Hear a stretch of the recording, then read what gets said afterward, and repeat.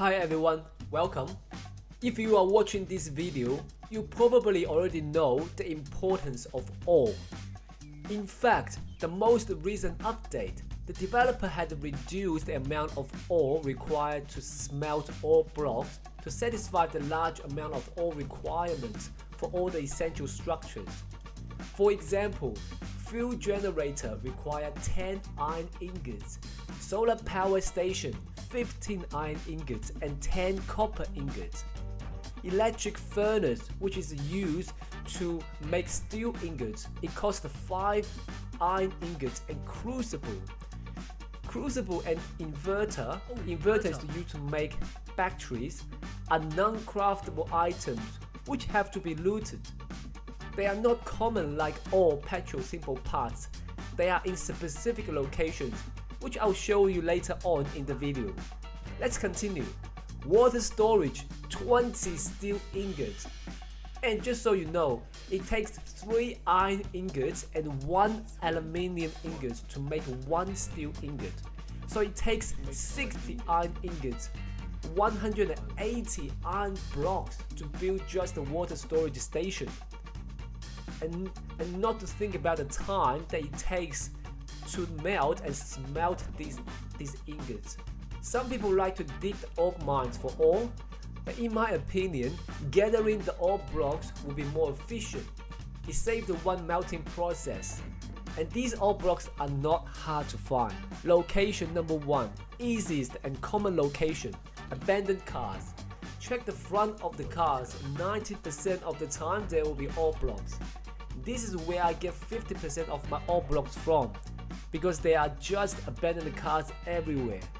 Check out motel, residential area and the shopping mall for cars. Be careful, there are 2 Crucible melters in the shopping mall. Number 2, large factories and warehouses. I have located some of the large areas on the map that stored quite a substantial amount of ore blocks.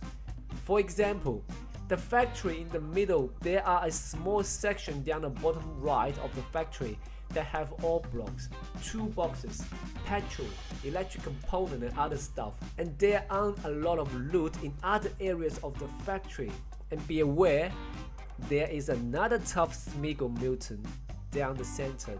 I would not suggest taking these things on without a shotgun or rifle. The military training camp southwest is a mixed loot gold mine.